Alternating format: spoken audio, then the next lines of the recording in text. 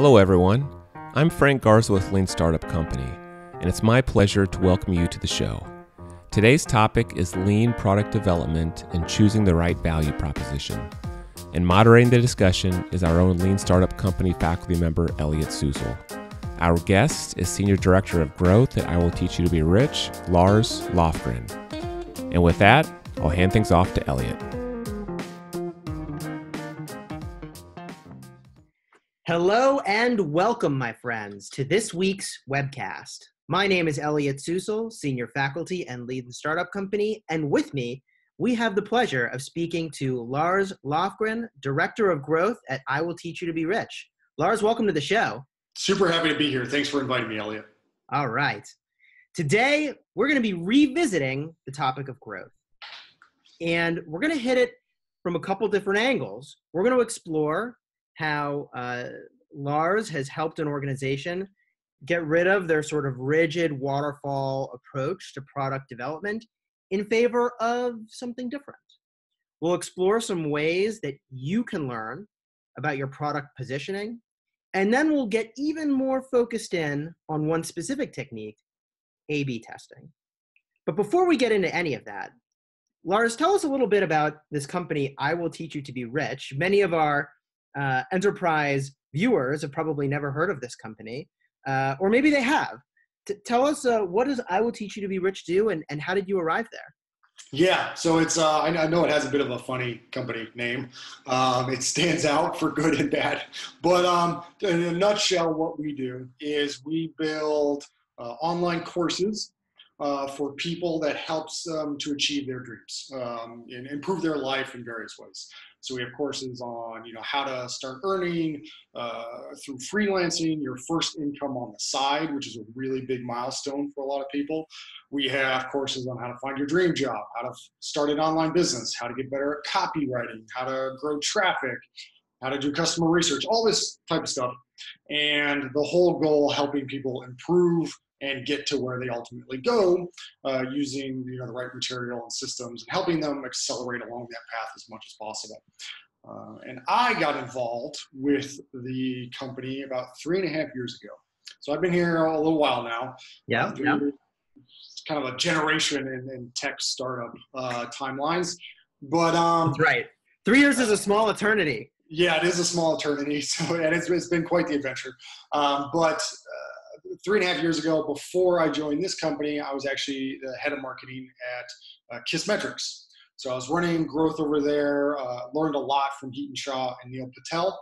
And during that period, I've been following Ramit for a very long time, and I have an immense amount of respect for him, still do, when it comes to marketing and copywriting and direct response and all these fields. And right around the time that I was leaving Kissmetrics, Ramit opened up the exact same role that I was walking away from at his company, and I just had to jump at the chance, right? And I'm very glad I did. Now, Ramit is the CEO? Yeah, Ramit's the CEO. He's also the figurehead of the company. And he's right now. But yeah, he's been running everything. The sole founder has been, I think we're 13 years old now or something like that, and he's been the CEO the whole time. Okay, so you joined this company as Director of Growth. Mm-hmm. And I want to sort of move into our first topic here, which is this teaser that, was there a waterfall process still when you joined? Yeah, well, it's been a bit of a journey during the 3 years since I've been there. When I originally started, I was actually focusing exclusively on lead gen, or more of a typical demand gen role, drive leads, scale channels, that type of thing. In the last 1.5 years, I took on, my roles shifted quite a bit, and I got much more involved in product. It became very clear to us that we need to keep driving new products, releasing new products, and get that pipeline really, really healthy to maintain the growth of the company. So I stepped in and started spending a lot more of my time on the product area than necessarily lead gen, although I still dabble in it. And during that transition, before I got involved on product, or kind of the status of where the product org was when I stepped in. It was very waterfall driven. We released a bunch of these courses, a bunch of these products. We kind of knew what needed to be in them, and we sort of just like ticked the boxes all along. And then, 12 months later, we release this course and do a big marketing launch around it, and then hopefully make a bunch of money. Okay. That was going okay. It had some wins, some hookups. And when I stepped in, we started making a lot of changes to it. Now, I didn't throw out the entire process entirely, but I did throw out huge chunks of it and adopted much more of a lean focus, particularly early on in the product dev cycle. And now I'd say 80% of the cycle is completely different than it was, even, a year and a half ago. Got it. And so, it's not too surprising to hear that, when you go from a process where it takes a year to launch the product, like PS, hopefully we are building the right product, that if you can move to a place where we're learning incrementally, you might arrive at a better product. So that is the goal. Let's get into the mechanics of how you accomplish that, and maybe tell us some of the more challenging learnings, mistakes made along the way that taught you really insightful stuff. Yeah. So, one of the toughest things that I was having to deal with is, I'm sure a lot of product leaders would empathize with this, is that,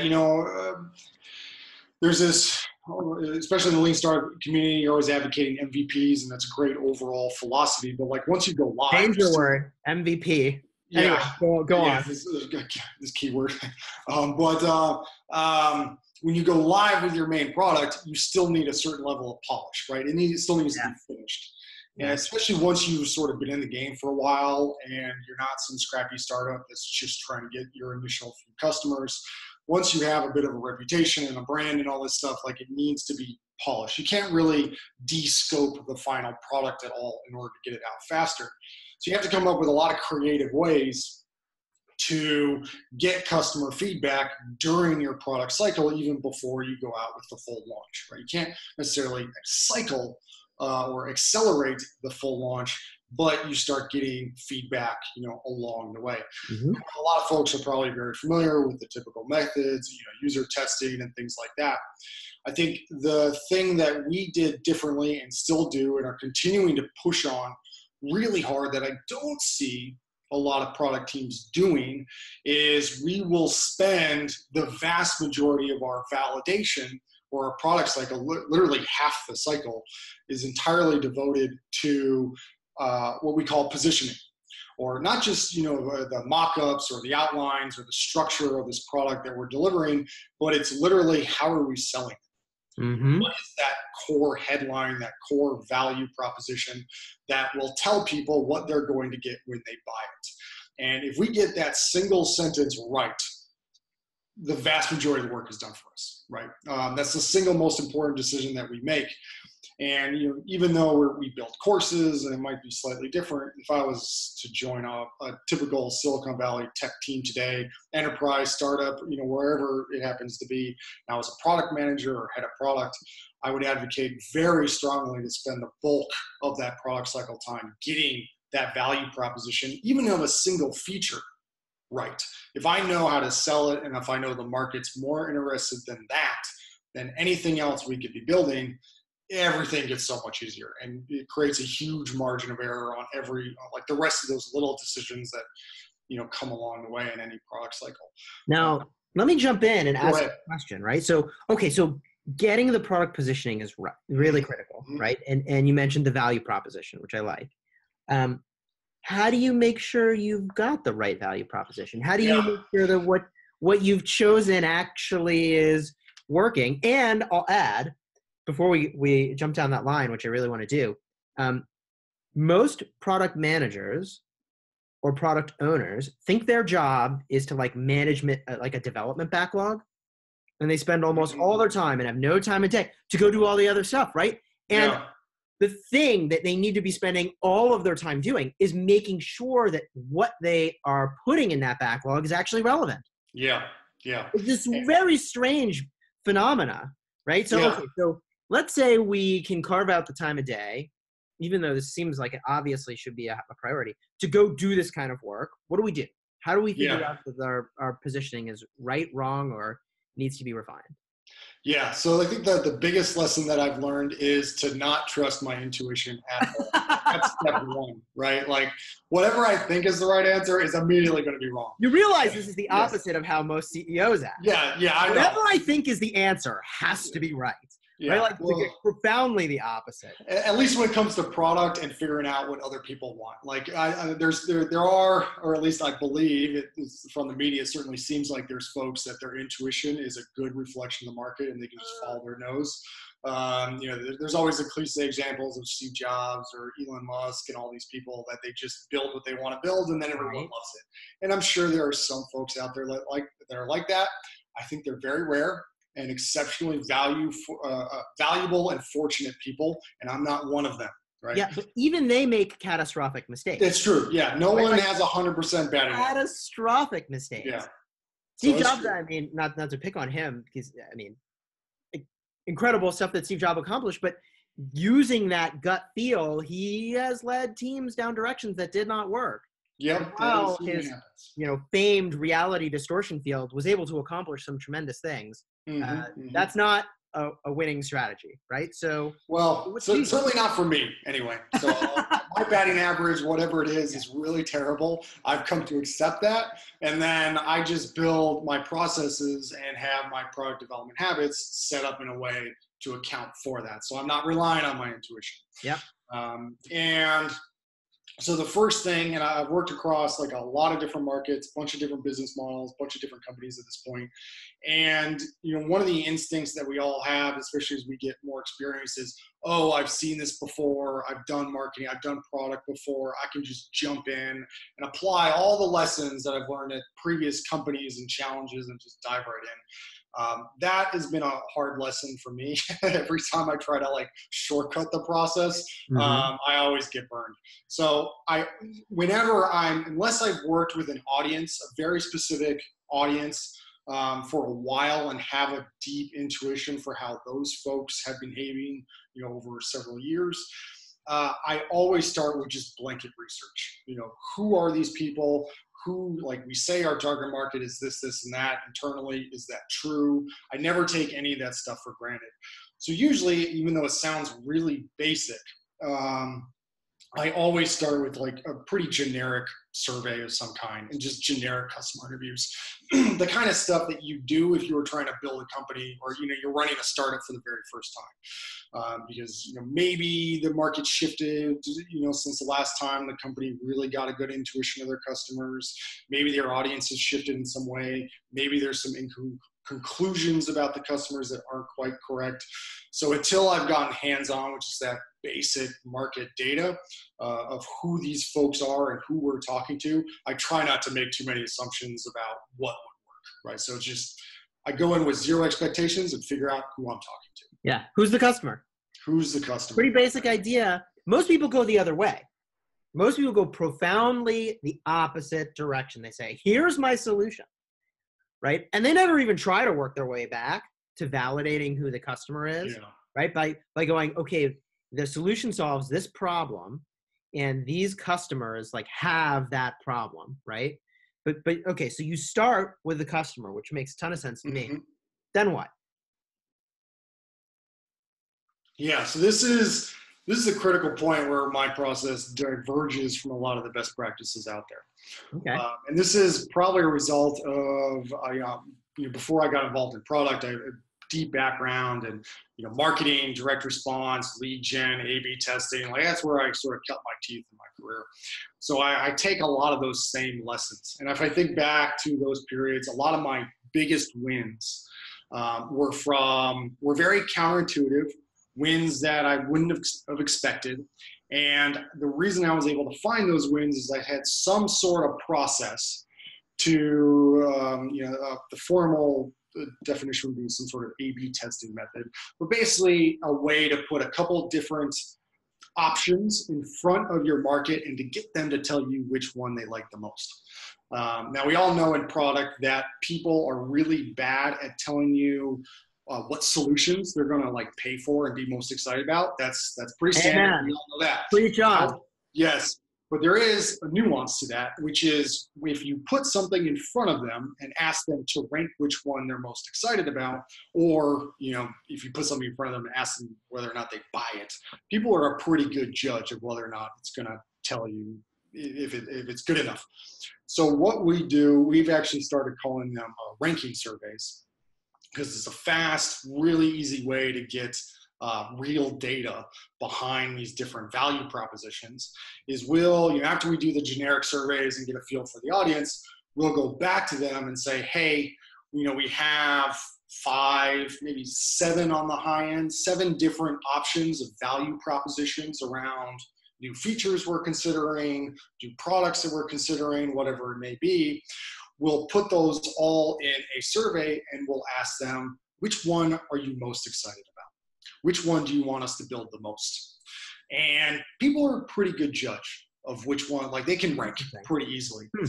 And I am always surprised, even though I think I'm going on like a decade now of like marketing background experience and direct response copy. Like you learn all the rules of like what's supposed to sell and what's supposed to work. And I am continually surprised about what wins, and it's never what you think it's going to be. So we focus quite a bit on getting that data, getting our customers to rank things for us.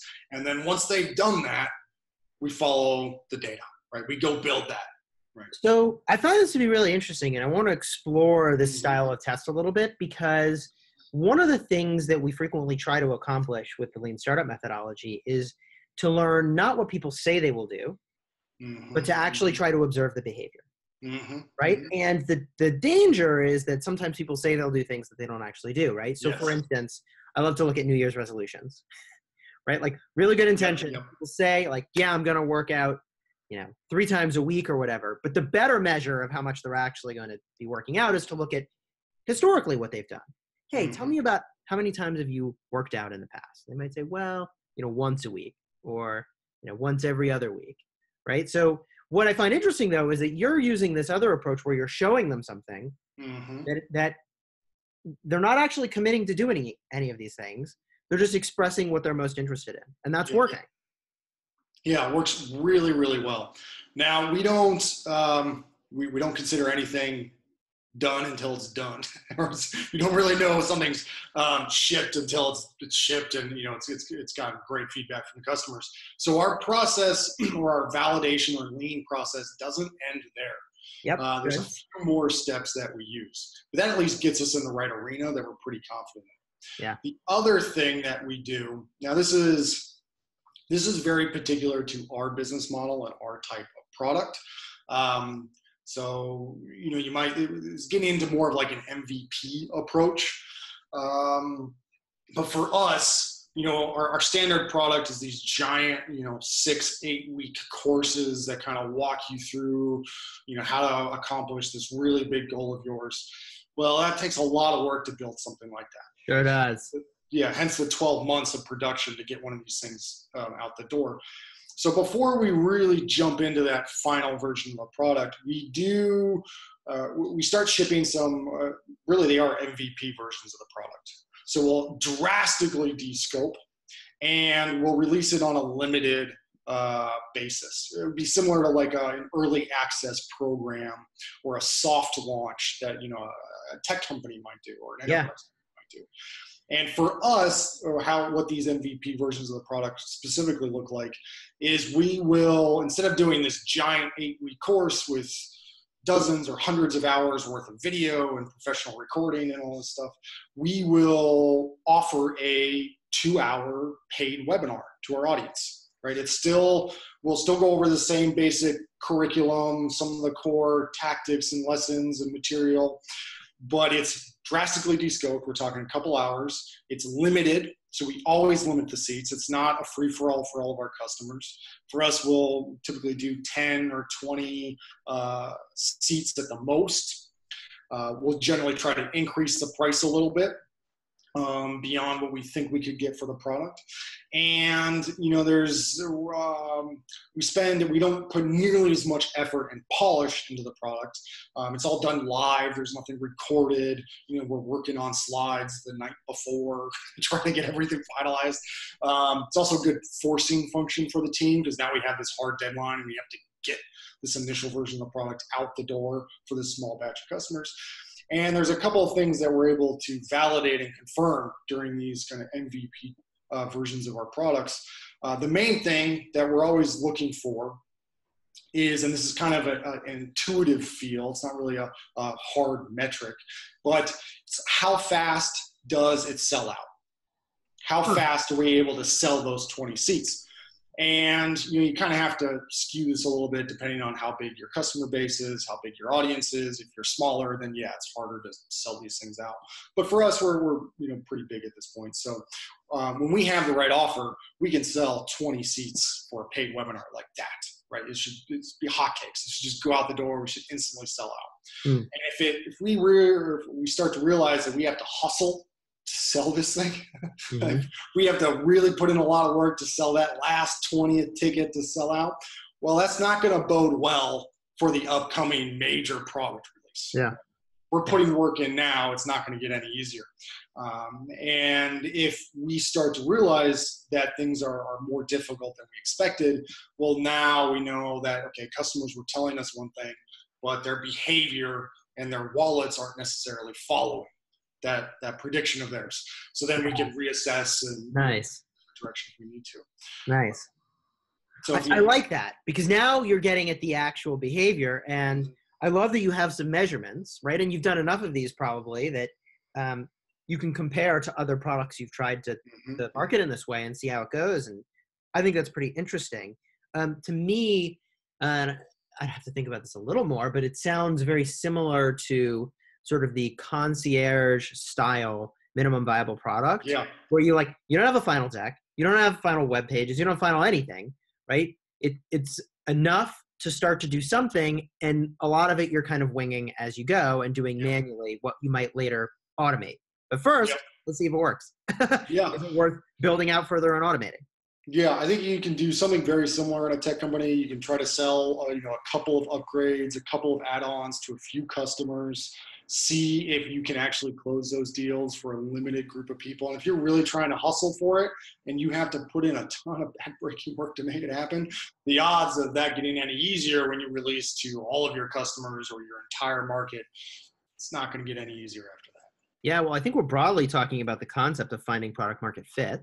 And when you've achieved it, Yeah, you feel it. Yeah, the whole organization feels it, because the interest is almost electric, right? And you bring up a good point that if that's not the case and you're having a hard time selling, like, hey, wait a minute, we've got a real problem here.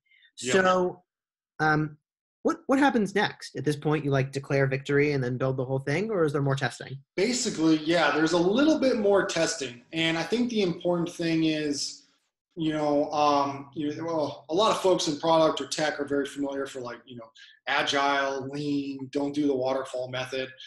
And for the most part, that's true. I think there's a time and place for waterfall, or I understand how teams can kind of fall into it by accident if they're not paying attention.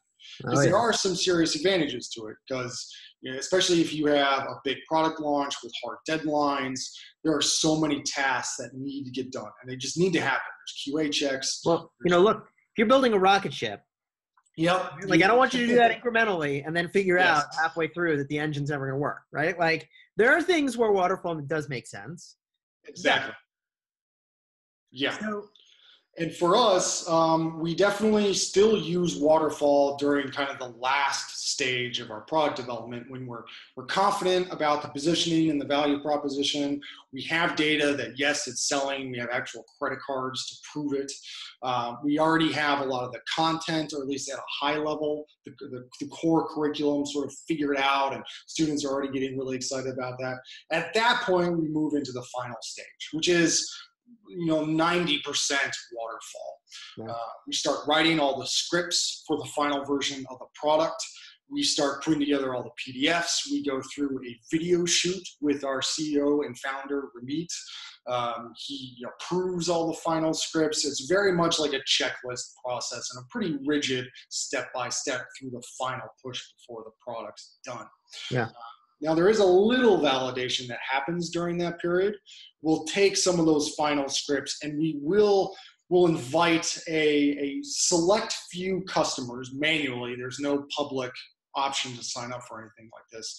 But for students that we know are exactly within the target market for that product, and we have a relationship with them and they've given us good feedback in the past, we'll reach out to them. And the way we frame it is we ask them if they want to be a part of our advisory council.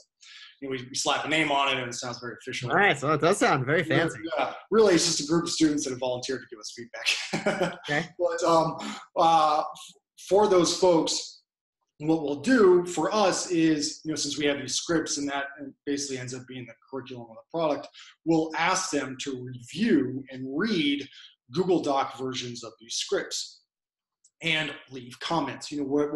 Where do you get confused? What doesn't make sense? Where would you like us to go deeper? Just sort of that last final pass for the details. It's basically a usability test. If I was a tech product building, on a tech team, it's that last usability test. Make sure that there's no kinks, anything, critical that people are stumbling over that's going to get in the way of the final launch. So it's that last pass, then we lock everything down and we just start shipping it. So have there ever been times where you get through that whole process and everything's like looking good, but then it goes live and it turns out that demand's not there? Yeah. Well, yes. Well, a lot of this process, we didn't start building this process because we're like, we're theoretically we like lean startup and agile, and we're just going to do it that way from the get-go. Is more of a wait, our process is not working, and we need to do something differently. Okay. And a lot of these lessons have been this process. A lot of the pieces of this process are now in place because of hard lessons previously learned. I can say that the reason we spend so much time on positioning, and it's one of the fortunes I've had working at a company that releases a lot of products instead of just working on one product and adding new features to it, is that we're able to see kind of what it looks like when we have a value prop or positioning that really works, and we can see what kind of revenue that generates versus a product where it just doesn't really hit. Yeah. And the difference is literally you can 4x the amount of revenue you generate by getting the right value prop, like just without worrying about anything else. So when people ask me like, hey, why do you spend so much time on positioning? It's like, well, because I can quadruple revenue if I get this one sentence right. Right? And then everything else stems from there. So yes, it's worth that time. But I probably wouldn't be nearly as paranoid or strict about spending so much time there if I hadn't have seen this huge variance between a successful product and a poor product that the market just doesn't care about. And I did see a lot of the same lessons, through growth and A/B testing on a SaaS product. You get the right headline on the homepage, you get double conversions off of a single sentence. And it's a very, very consistent lever across companies is that headline, which is essentially your value prop, right? All right, now let's revisit how you get that value prop, since that's how we are going to 4x our revenue. Yeah. I've often advised that folks, when they're doing customer interviews, they ask, how many do we do? And I say, until you can predict what your customer is going to say next. Yeah. Right? What approach do you take for getting that value prop into a really good place? And how do you know when you've achieved that? Yeah, that's a good question. It's especially in the early stages. I wouldn't say there's like a hard metric. Yeah. A lot of the tools that we use we've already discussed, but like customer interviews, we always do customer interviews. We have. When you say you do customer interviews. Yeah. This is something that big companies struggle with, right? They don't know where to get their customers from.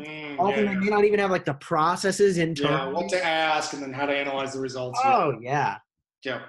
We found that actually everyone, regardless of company size, struggles with those three items. Mm-hmm. Who do I talk to? What do I ask them? How do I analyze the results? Those are the 3 sticking points for any customer interview process.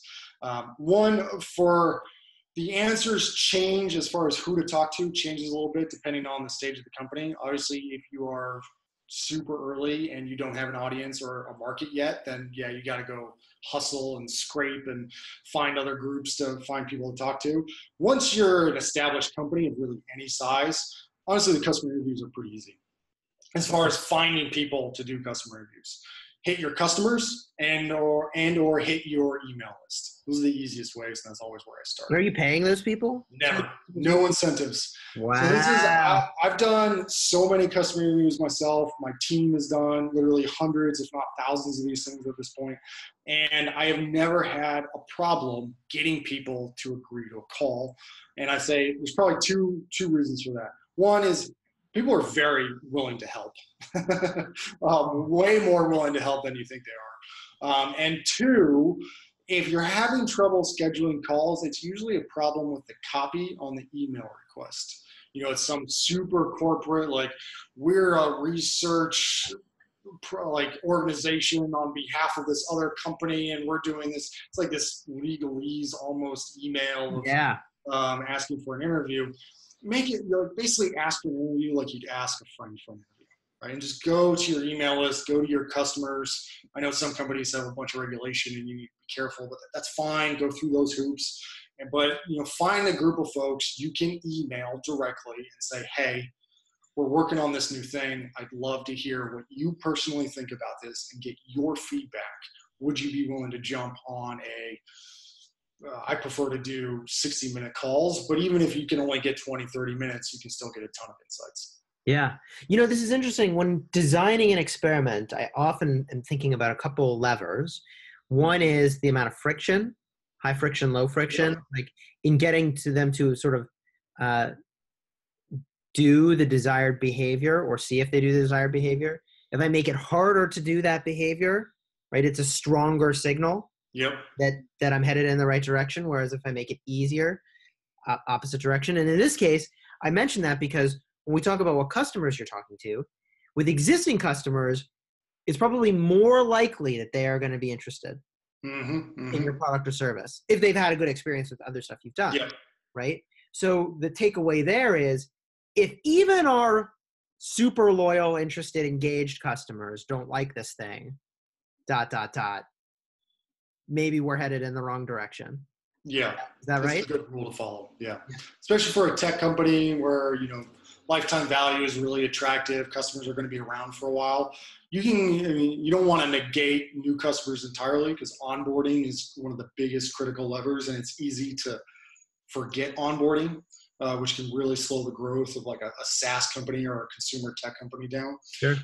But doubling down on the value of people that you're already serving is a good rule to follow for a lot of tech companies. Okay. And do you eventually expand to interviewing people that have never used one of your company's products before? Yeah. Now, for us, our customer behavior is a little bit different, right? So what we find is the bulk of our students in any year are usually new students. I think it's very typical for an education type company. Yeah. So we're not as focused on kind of, the students that have been around for years and years and years. We're almost entirely focused on folks that are considering buying a product for the very first time. So you kind of weight that depending on the purchasing behavior of your customer base. If the bulk of your customers are purchasing every year or coming back every year, great.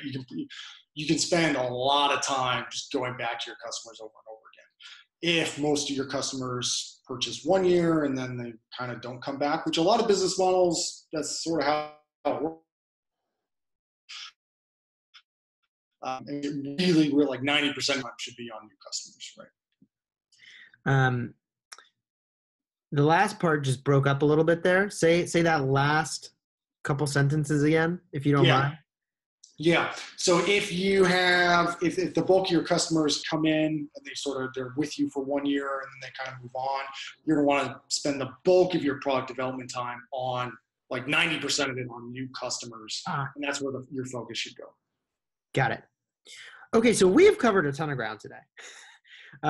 Starting with the ways in which you changed what was once a heavy waterfall process into a very learning-focused process, all the way down to the mechanics of how you go about harnessing some of that learning, with perhaps one of the biggest takeaways being an emphasis on that value proposition. Yep. Right? Like, do we have the right value proposition? And if not, do not pass go. Yep. Do not collect $200. If yes, you won't be collecting money from your customers. Yes. Is there anything else that you wanted to add or discuss before we start to wrap up? No, I don't think so. That's the more years I spend doing this, the more obsessive I get over that value prop, and I don't see it changing anytime soon. So that's where I start, and that's where I recommend most people start. All right, there you have it. Lars Lofgren, Director of Growth at I Will Teach You to Be Rich. Find that value proposition. Make sure it is on point, accurate. Customers love it. They're eating it up. Then and only then do you pass go. If people want to find out more about you or your company, where can they look? Yeah, so you can find me on Twitter at Lars Lofgren. I also have a blog that hasn't been updated in years, which is a bit of an issue, but larslofgren.com, a little bit more about me. And then, of course, the company that I'm working with right now, we have two websites, iwillteachyoutoberiich.com, which is like personal finance focused. And then we also have growthlab.com, which is an online business site. Awesome. If you've got any questions, audience, about what you heard today, and you'd like to follow up with me or Lars, feel free to also send me a message, ELLIOT, Elliot at leanstartup.co. Thanks everyone for joining us today, and we look forward to seeing you next time.